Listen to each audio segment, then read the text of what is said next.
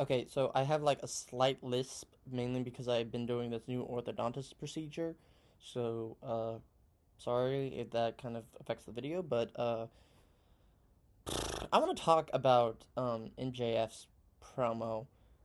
Not because I don't think it's good or anything. Actually, I quite like it, and it's actually gonna be kind of an emotional talk because I want to talk about what this his speech was to me, at least.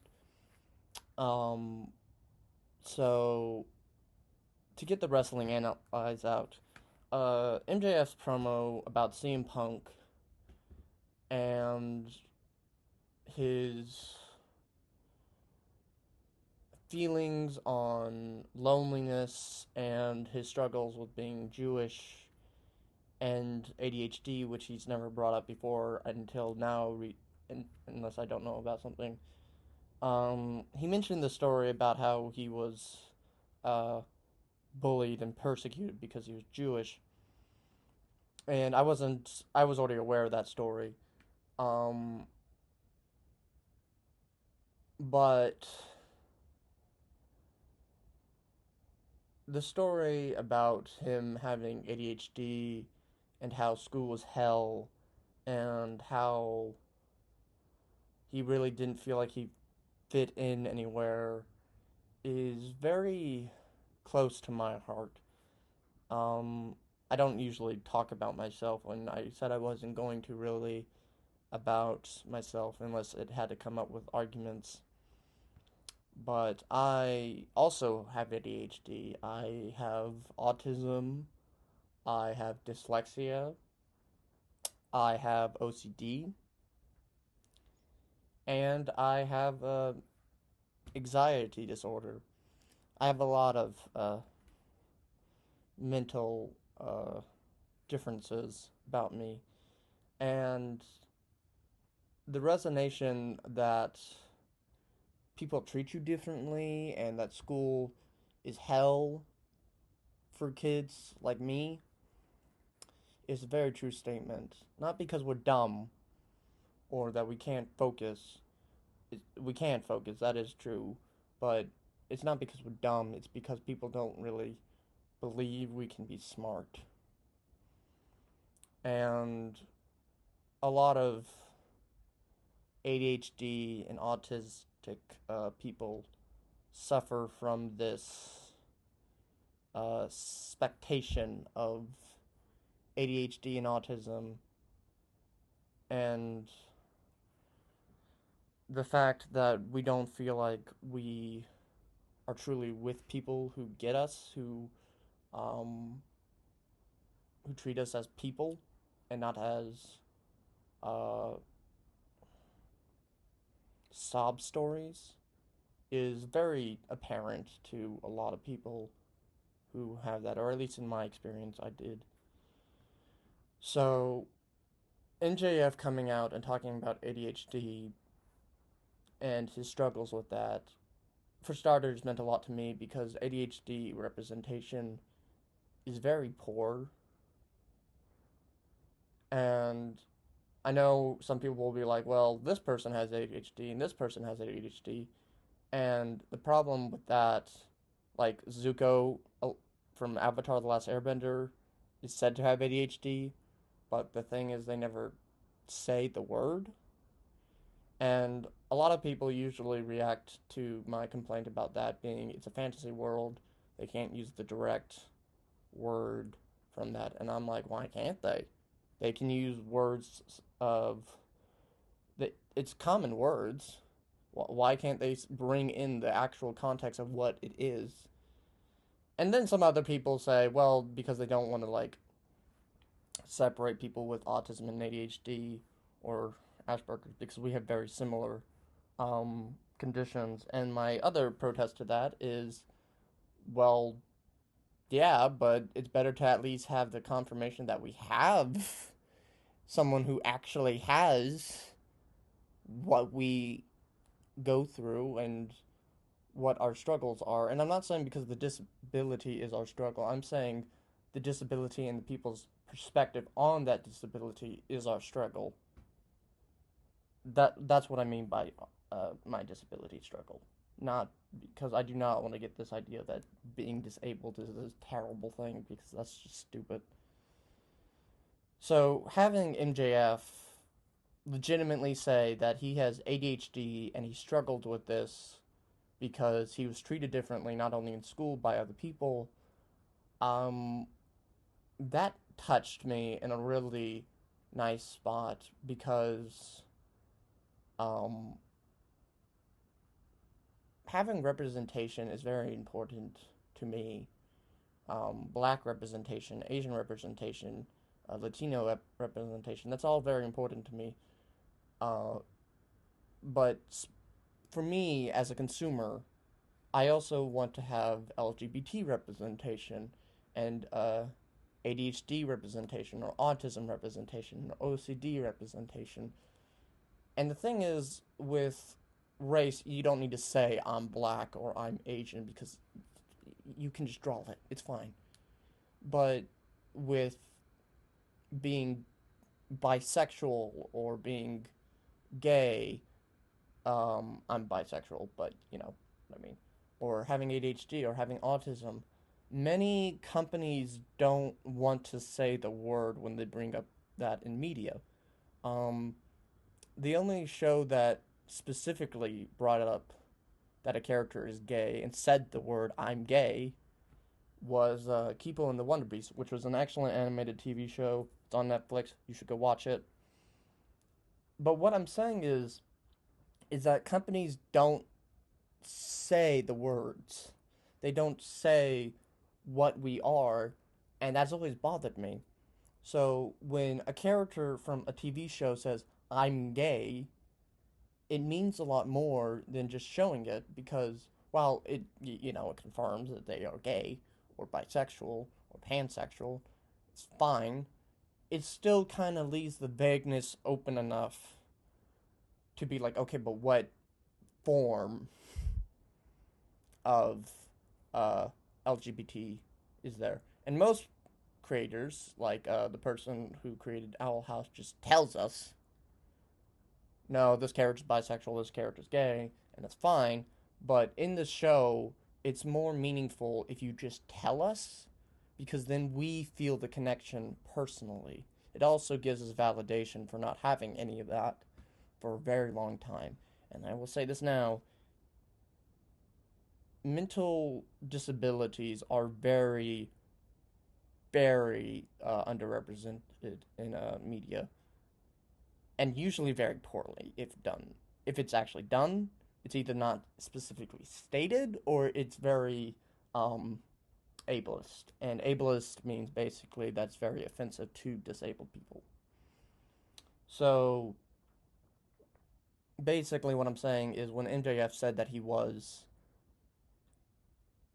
someone who has ADHD, that meant so much because it felt like I was finally having a character acknowledge what they have, and it's not vague, and it's not like this kind of scare thing of actually bringing up what they have and what they struggle with.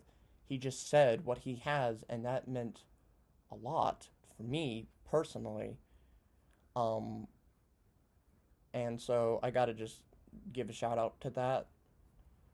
But I also want to talk about NJF's promo for another reason, not only because it's probably the best ADHD representation I've gotten in a long time, in a very, very long time, but I will also bring up that this humanizes MJF, and that's really positive because, like, Hangman Page is a character that feels like a full human being. He has his struggles, he has his flaws, he has his perfections, he has his strengths and weaknesses, and he is a fully fleshed out human being. Most wrestlers are not fully fleshed out human beings. There are some of them, Eddie Kingston, um, Hangman Page. I could probably think of some other people, but I can't think of it off the top of my head. And MJF has been one of those people who has been very far from an actual person in his character. His actual person is being the heel that everyone hates and that people can become faces if they betray MJF. He's basically like the company's devil. And that's fine.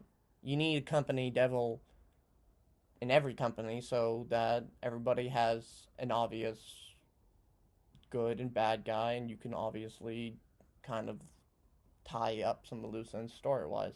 That's fine. You need those characters. But MJF came out and was being very emotional.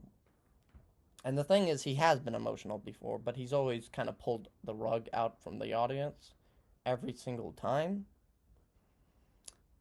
And he didn't this time.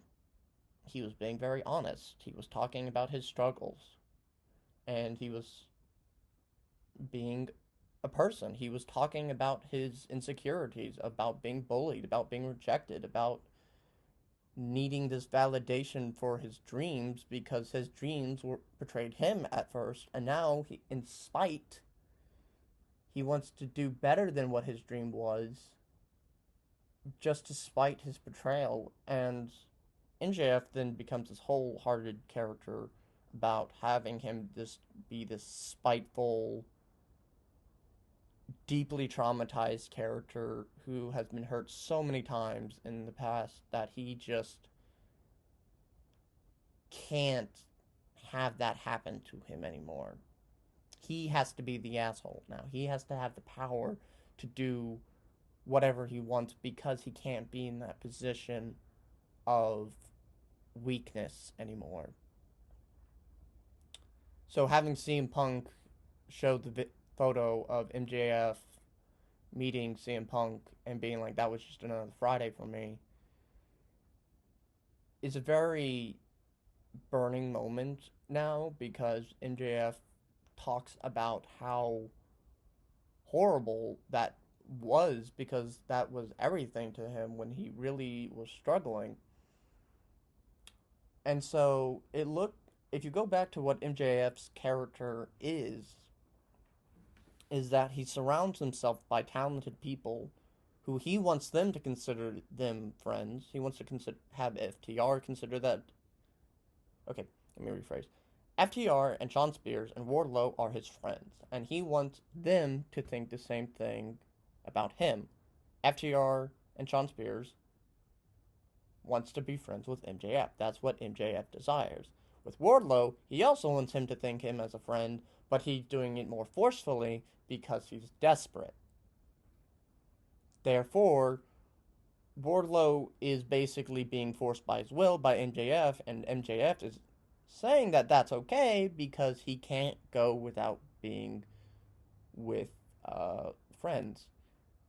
And this is the same thing with his relationship with Cody Rhodes and with the audience. With Cody Rhodes, he was his friend. He genuinely was. But the thing is that he felt like he was just being played, that this was just sympathy, that this was just a pat on the head, you did a good job kind of kid moment. And the thing is, that's not friendship. That is MJF being used as a puppet and Cody Rhodes getting all the glory. And MJF's whole goal was to be the best. So if you interrupt his goals, that makes him mad, and that's why he betrayed Cody. But it's also a very interesting thing because this also talks about how he was very conflicted about Cody's betrayal, because the thing is, MJF wants to be friends with people. He needs to be friends with people. But Cody was also the one who was stopping him of his ultimate goal of being the best, being better than CM Punk, because he has to be better than CM Punk. He has to be better than his hero who betrayed him, at least to his own mind, and who left him. So he had to betray Cody because therefore he had to be the best. So he had to be better than Cody. He had to get out of his shadow. Same thing with Chris Jericho. That's why he went after Chris Jericho, because if he can beat Cody and Chris Jericho, he's getting closer and closer to where CM Punk is, and therefore being better than his hero. However, this also explains some incidences with the audience, because MJF gets very reactive to the audience. He wants the audience to love him, but he also wants them to feel lesser than him. He wants them to praise him and worship him because he needs that desire and um, reassurance that he's better and perfect and he's loved. But the thing is, he goes this on such a negative way because he's got such a twisted way of it now because he hasn't had love in such a while, besides from his parents, that he is bitter and basically is what every rich kid does when they are desperate for neither friends but also hasn't had it in a while, so he flaunts himself better than everybody and makes enemies with people because he's trying to show people that he is better than you and that's why you should like him. And this makes MJF, again, a human being.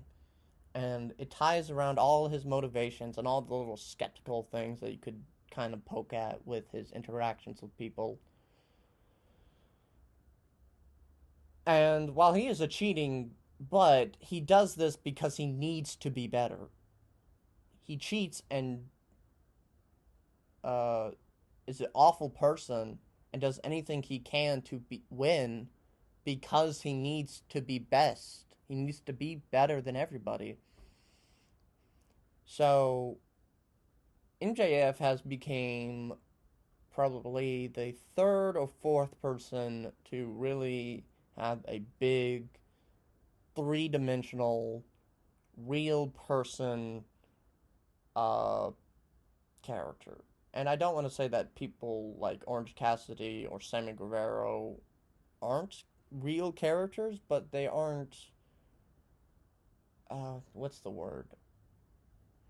You aren't gonna meet someone who's like super overpowered but also very apathetic. You're not gonna meet a real person who can do that. What wrestling plays into is characters that we wish we could do or wish we could be, and that's what people like Sammy Guevara and Orange Cassidy are, or Pac and the Lucha Bros. Those aren't characters that you can meet in real life. You're not gonna meet someone who is like super intense and violent, but also like gets along with people decently well. Like wrestling needs to be real, and sometimes you kind of just need to slap a character on somebody and call it a day. But with characters like Hangman Page, Darby Allin, Eddie Kingston, and now MJF, they are, in fact, real people, and it's a beautiful thing to watch, and I'm very excited for this Wednesday, next Wednesday. Anyways, thank you for watching. I know this is kind of a long video, um, but yeah, like, subscribe, and share. That would really make my day, uh, going through it a bit, so if you do that, that'd be nice. Anyways, have a nice day.